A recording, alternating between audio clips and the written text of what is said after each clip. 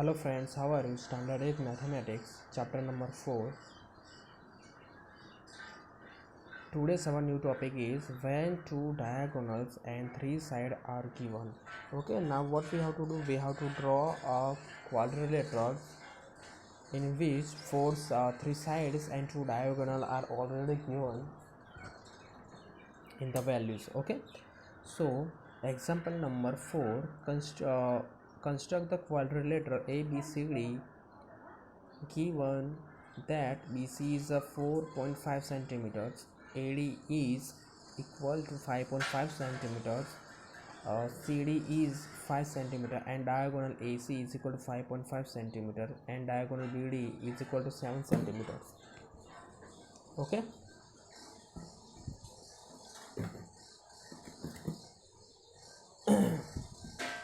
Okay so we normally આપણને કેવું ખબર કે ABCD બરાબર છે. ABCD આપણે ક્વોડ્રિલેટરલ ડ્રો કરવાનો છે બરાબર. તો ABCD માપ જે રીતે આવે છે એ રીતે કરવાનું છે બરાબર છે. ABCD આપણે સાદી રીતે ડ્રો કરીએ છીએ બરાબર છે.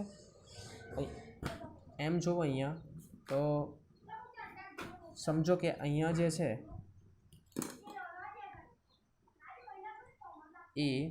ABCD તો A અને C શું થઈ જાય? ડાયગોનલ. B અને D શું થઈ ગયા? ડાયગોનલ થઈ જાય છે બરાબર છે. તો આમાંથી એક પણ ઉઠાઈ લો બરાબર છે.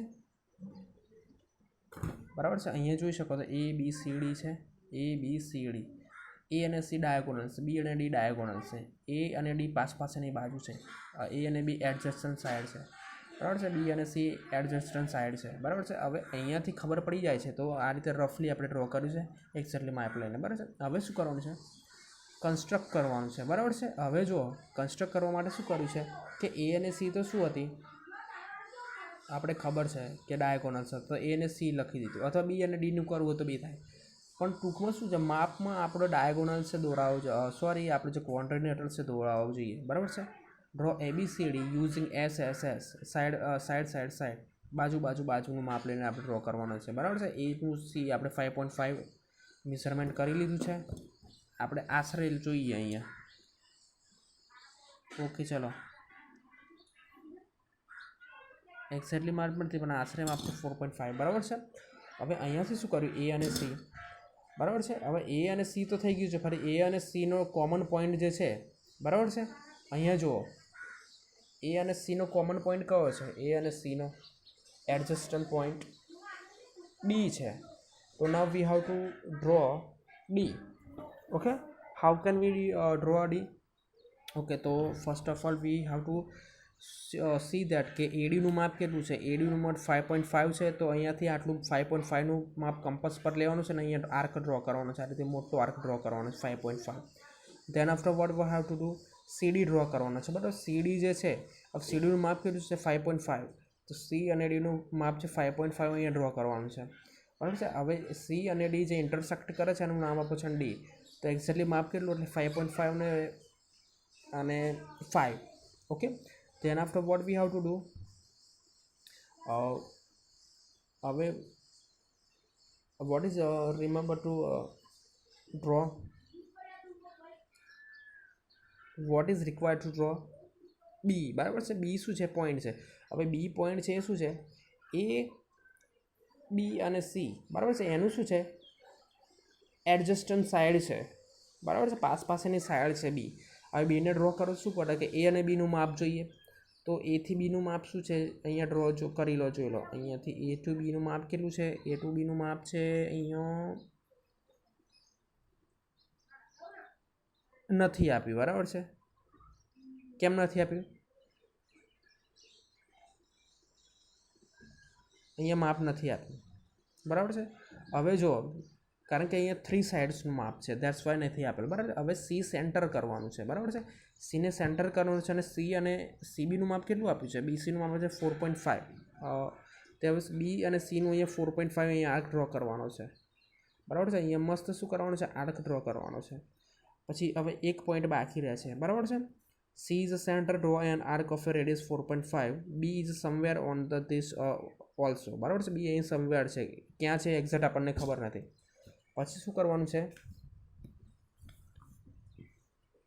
since B is alive on both arcs, B is the joint of a intersection of the two arcs. Okay, તો શું છે કે આ જે બી છે ને ક્યાં જોઈન્ટ થાય છે ખબર છે કે બોથ આર્ક પર જોઈન્ટ થાય છે, બરાબર છે. કયા આર્ક પર? બંને આર્ક પર જોઈન્ટ થાય. તો હવે શું કરીશું કે A B is equal to BC જે છે then complete the required quadrilaterals. એટલે હવે શું છે કે આપણે જે છે ને અહીંયાથી અહીંયા છે ને ઉચિત માપ લઈ લેવાનું છે, બરાબર છે. નક્કી થાય ને એટલું માપ લઈ લેવાનું છે. અહીંયાથી આર્ક ડ્રો કર્યો અને અહીંયાથી કેવી રીતે ડ્રો કરવાનું કે ઇન્ટરસેક્ટ થાય ને એ રીતે ડ્રો કરવાનું છે, બરાબર. ઇન્ટરસેક્ટ થાય એટલું માપ લઈને શું કરવાનું છે,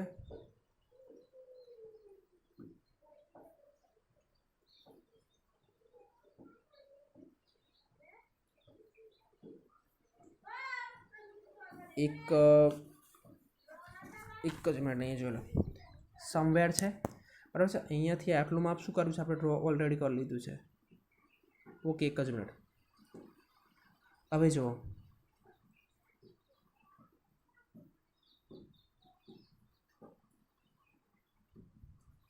ધ્યાન રાખો.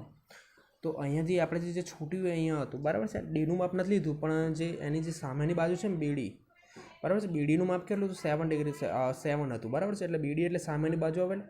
એટલે અહીંયાથી જે છે ડી અને ડીથી અહીંયાથી તે કમ્પસ પર 7 ડિગ્રી માપ લઈ લેવાનું છે અને અહીંયા શું કરવાનું? આર્ક ડ્રો કરવાનો છે આ રીતે, બરાબર છે. આટલેથી કમ્પસની નીડલ મૂકીને અહીંયા આર્ક ડ્રો કરવાનો છે. પછી શું કરવાનું છે? અહીંયાથી 4.5 માપ લેવાનું, પછી આર્ક ડ્રો કરવાનું છે આ રીતે, બરાબર છે. એટલે શું થઈ જશે?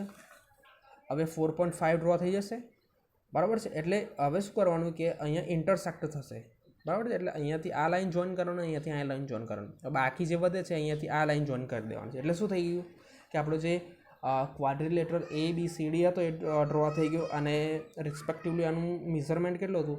એ ટુ ડીનું માપ હતું, લાઇન સેગમેન્ટ એ ટુ ડીનું માપ હતું 5.5 સેન્ટીમીટર, ડીસીનું માપ હતું 5 સેન્ટીમીટર, લાઇન સેગમેન્ટ બીસીનું માપ હતું 4.5 સેન્ટીમીટર અને એસીનું માપ હતું 5.5 સેન્ટીમીટર. અને જે ડાયાગોનલ હતું એસી એનું 5.5 સેન્ટીમીટર હતું અને એ બીડીનું જે ડાયાગોનલ હતું એનું માપ હતું 7 સેન્ટીમીટર્સ. ઓકે, તો તેના આફ્ટર શું છે કે અહીંયા 4.4માં છે ને 4.2માં છે એ શું છે 4.2માં 1 2 3 શું છે 3 જે છે એ શું આપેલા છે?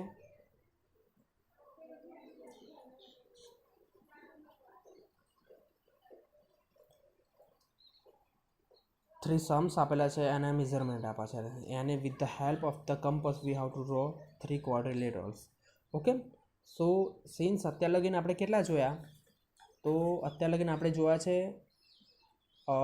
When 4 side and 1 diagonal are given શીખ્યા. when 2 diagonals and 3 side are given. Okay, then after what we have to learn? when 2 adjacent side and 3 angle are known. Okay, તો હવે શું હશે? તો પાસેના જે બે સાઈડો છે એનું માપ આપ્યું હશે અને 3 એંગલનું માપ એટલે 3 ખૂણાઓનું માપ આપ્યું હશે, બરાબર છે. આ થોડોક છે, થોડોક ડિફિકલ્ટ તો છે પણ આવડી જાય એવું જ છે, બરાબર છે. હવે શું છે કે construct the diagonal MIST where M I is equal to 3.5 centimetre, I S is 5 centimetre, angle M is equal to 75 degree centimetre, angle I is 105 degree centimetre અને એંગલ એસ ઇઝ 120 સેન્ટીમીટર્સ. હવે શું છે કે આનું છે ને આપણે રફલી સોલ્યુશન લીધું છે. તો શું છે? મિસ્ટ એમ આઈ એસથી મિસ્ટ જે છે, હવે એમ ટુ આઈનું માપ કેટલું છે? 3.5 ડિગ્રી સેલ્સિયસ. આનું માપ કેટલું છે? આઈ ટુ એસનું માપ 6.5 સેન્ટીમીટર. ઓકે, તો first of all what have have to, do જે માપ છે એમઆઈ એ શું છે? 3.5 સેન્ટીમીટર છે. તો એમઆઈનું માપ લઈ લેવાનું છે અને પછી શું કરવાનું છે કે કમ્પસની લેવાનું છે એક. એના બધા શું કરવાનું? આ રીતે એંગલ ડિસાઇડ કરવાનો છે. તો એંગલ કેવો જોઈએ આપણે છે? કેટલો એંગલ છે? 105 ડિગ્રી જોઈએ છે. અહીંયા તો 90 ડિગ્રી આવે 105. તો અહીંયા લાઇન ડ્રો કરી દેવાની છે, બરાબર છે. કેટલી લાઇન ડ્રો કરવાની છે? 6.5 આવે રીતે લાઇન ડ્રો કરવાની છે, બરાબર છે. હવે પછી શું કરવાનું છે? તો મેક ISY. ઓકે, તો પછી શું કરવાનું છે?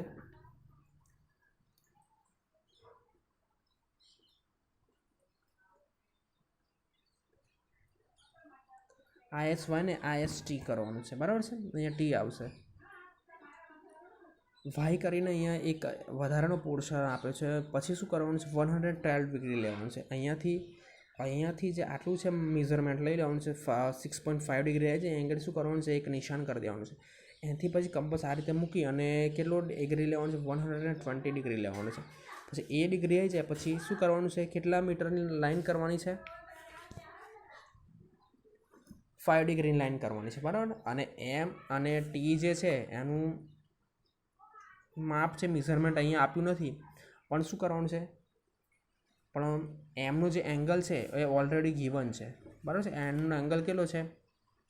એમનો એંગલ છે 75 ડિગ્રી સેલ્સિયસ. સોરી, સેલ્સિયસની આવડી 70 ડિગ્રીસ આવશે. હવે અહીંયા શું કરવાનું છે? કંપાસ મૂકવાનું, 75નું એંગલ લેવાનો છે અને શું ડાયરેક્ટ કરવાનું છે? આ રીતે ડ્રો કરવાનું છે, આ રીતે. અને જે ઇન્ટરસેક્ટ થાય છે આપણું શું મળે?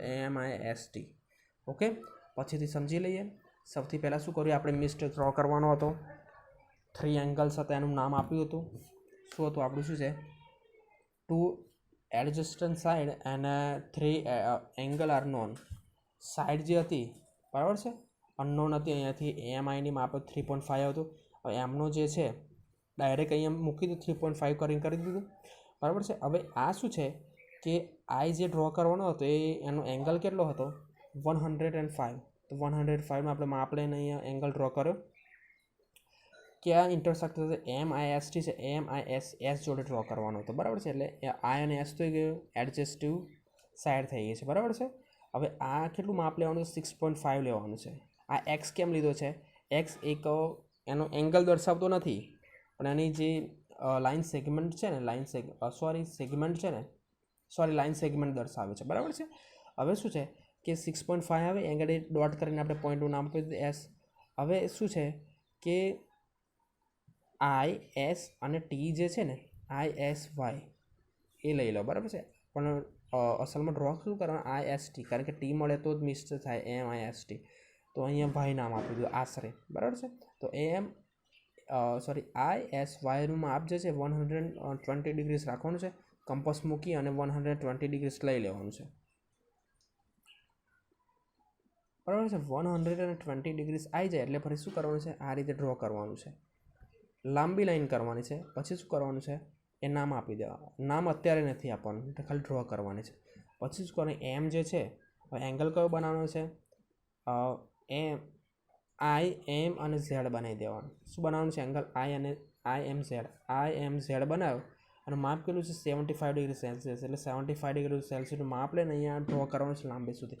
અને જે ઇન્ટરસેક્ટ થાય છે તે નામ શું આપવાનું છે? ટી નામ આપવાનું છે. એટલે આપણું શું થઈ ગયું છે? આપણો મિસ્ટ થઈ ગઈ MIST. અને રિસ્પેક્ટિવલી એંગલ કેટલા થવા?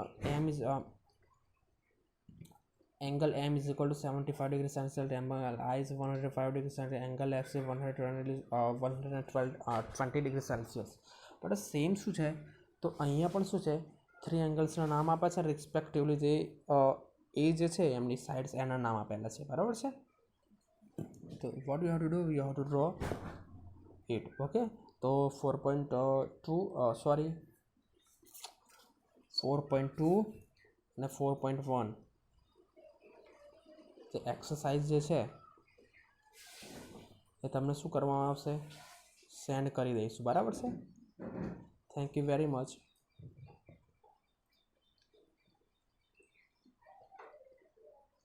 હવે જોજો કે આના પછી જે છે એ શું આપશે? When 3 sides and two include angles are given. Okay, 3 side આપશે ને એક એંગલ આપશે ત્યારે, બરાબર છે. એ આપણે નેક્સ્ટ લેક્ચરમાં જોઈશું, બરાબર છે. નેક્સ્ટ લેક્ચરમાં આપણું જે છે ચેપ્ટર પણ શું થઈ જશે? પૂરું થઈ જશે, બરાબર છે.